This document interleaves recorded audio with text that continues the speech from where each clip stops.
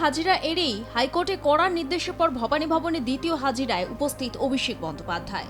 বিধায়কের স্বাক্ষর অমিল মামলায় সিআইডি পুনরায় জিজ্ঞাসাবাদে মুখোমুখি তৃণমূল কংগ্রেসের সাধারণ সম্পাদক। রবিবার ভবানী ভবনে রাজ্যের অপরাধ তদন্ত বিভাগের সদর দফতরে পৌঁছন লোকসভার সদস্য। দুপুর 12টার মধ্যে হাজির হতে বলা হয়েছিল সিআইডির তরফে। তবে নির্ধারিত সময়ের আগেই মানে রবিবার সকাল 11:43 সিআইডির অফিসে পৌঁছে যান তৃণমূল সাংসদ। এবার প্রশ্ন হচ্ছে, ফের কেন ডাকা হলো অভিষেককে? সিআইডি সূত্রের দাবি, আসল রেজলিউশন কপি কোথায়? এর আগে গত 11 জুন এই মামলায় প্রায় 5.5 ঘন্টা ধরে অভিষেক বন্দ্যোপাধ্যায়কে ম্যারাথন জেরা করেছিলেন তদন্তকারীরা, কিন্তু তার জবাবে সন্তুষ্ট না হওয়ায় রবিবার ফের তাকে তলব করা হয়। রাতে বেরিয়ে কালীঘাটে মমতা বন্দ্যোপাধ্যায় বাড়ি গিয়েছিলেন ডায়মন্ড হারবারের সাংসদ। সেদিনই সিআইডি তাকে ফের হাজিরা দিতে বলেছিল। বলা হয়েছিল রবিবার ফের অভিষেককে তারা জিজ্ঞাসাবাদ করবেন। অভিষেক জানিয়েছিলেন তিনি হাজিরা দেবেন। সইকাণ্ডে অভিষেককে রাজ্য পুলিশের গোয়েন্দা বিভাগের তদন্তে সহযোগিতা করার নির্দেশ দিয়েছিল কলকাতা হাইকোর্ট। সেই মতো অভিষেক হাজিরা দিয়েছেন। কি রে, তোর বেশ র্যাশ হয়েছে দেখছি। হ্যাঁ রে, কি করবো বলতো, র্যাশগুলো কিছুতেই কমছে না। অনেক কিছু ইউজ করলাম, তবুও কমছে না। আমার মনে হয় তোকে কোনো একজন ভালো ডার্মাটোলজিস্টের কাছে দেখানো উচিত। তুই ঠিক বলেছিস, কিন্তু কোনো ভালো ডার্মাটোলজিস্ট থাকলে একটু সাজেস্ট কর না প্লিজ। এই তোর তো একবার র্যাশ হয়েছিল না? তুই কোথায় দেখিয়েছিলিস? তুই একবার গৌরীদেবী হসপিটালসে দেখাতে পারিস। ওখানে ভালো এক্সপিরিয়েন্স ডার্মাটোলজিস্ট আছে। আমারও সেম প্রবলেম হয়েছিল। এখন ওখানে ট্রিটমেন্ট নিয়ে আমি এখন ঠিক আছি।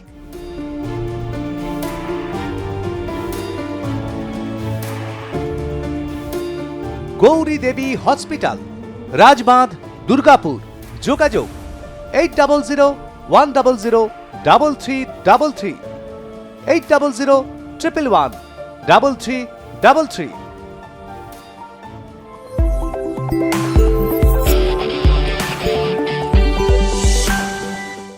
আদালত জানিয়েছে আগামী 2 সপ্তাহ তার বিরুদ্ধে কঠোর পদক্ষেপ করতে পারবে না সিআইডি। সই জালিয়াতি কাণ্ডে কুণাল ঘোষকেও একই দিনে সিআইডির তরফে তলব করা হয়। দুপুর 3:21 কুণাল ঘোষকে ভবানী ভবনে হাজিরার নির্দেশ দেওয়া হয়। সিআইডির তলবে সাড়া দিয়ে দুপুর 3টে নাগাদ ভবানী ভবনে পৌঁছন বেলেঘাটা তৃণমূল বিধায়ক কুণাল ঘোষও। এদিকে হাজিরার ঠিক আগের দিনই শনিবার ঘাসফুল শিবিরের জাতীয় কর্মসমিতির বৈঠক ডাকেন মমতা বন্দ্যোপাধ্যায়। সূত্রের খবর, দলের সুপ্রিমো মমতা বন্দ্যোপাধ্যায়ের সামনেই তর্কে জড়ান তৃণমূলের সর্বভারতীয় সাধারণ সম্পাদক অভিষেক বন্দ্যোপাধ্যায় এবং কুণাল ঘোষ। অভিষেকের আত্মসহায়ক সুমিত রায়কে কেন্দ্র করেই তাদের বিবাদ বাধে। সুমিতের বিরুদ্ধে উঠেছে আর্থিক তছরূপের অভিযোগ। সূত্রের খবর, সুমিতকে নিয়ে কুণাল কেন বিরূপ মন্তব্য করেছেন তা জানতে চান অভিষেক। চুপ থাকেননি কুণালও, তিনিও পাল্টা উত্তর দেন। এই বিবাদ রীতিমতো চিন্তায় ফেলে ঘাসফুল শিবিরকে, কেননা দুজনকেই তলব করেছে সিআইডি। সেখানেও এই বিবাদের পুনরাবৃত্তির সম্ভাবনা চিন্তার ভাঁজ ফেলে দলের শীর্ষ নেতৃত্বের কপালে। গোটা ঘটনার সূত্রপাত তৃণমূলের বিরোধী দলনেতার বাছাই নিয়ে।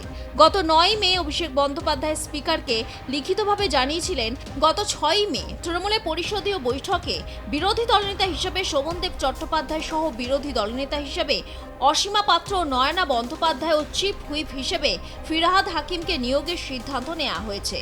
এরপরই বিধানসভা সচিব অভিষেকের কাছে ওই বৈঠকের স্বাক্ষর সম্বলিত রেজলিউশন বুক চান, যা গত 20 মে জমা দেন অভিষেক।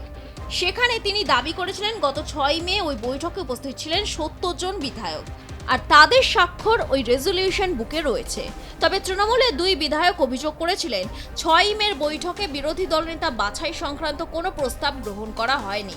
তারা রেজলিউশন বুকে 19 মের বৈঠকে সই করেছিলেন। ফলে 6 মের স্বাক্ষরের বিষয়টি পুরো জাল ছিল বলে অভিযোগ করেছিলেন অভিযোগকারীরা।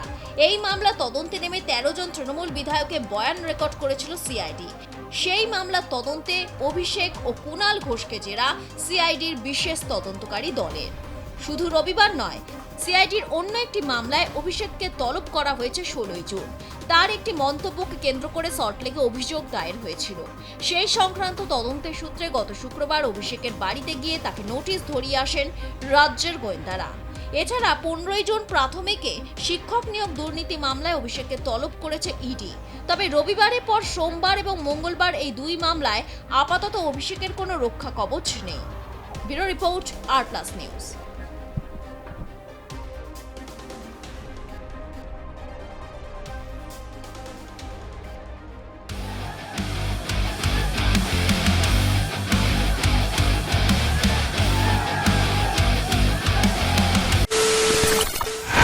খবরের নামে প্রতিদিন সন্ধে আপনার ড্রয়িং রুমে কি শুধুই চিৎকার চেঁচামেচি খেয়ে আসে? বিতর্কের নামে চলে গালাগালি আর কাদা ছোড়াছুড়ি। এবার সময় পরিবর্তনের,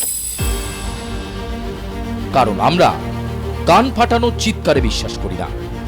আমরা বিশ্বাস করি খবরের সত্যতায়।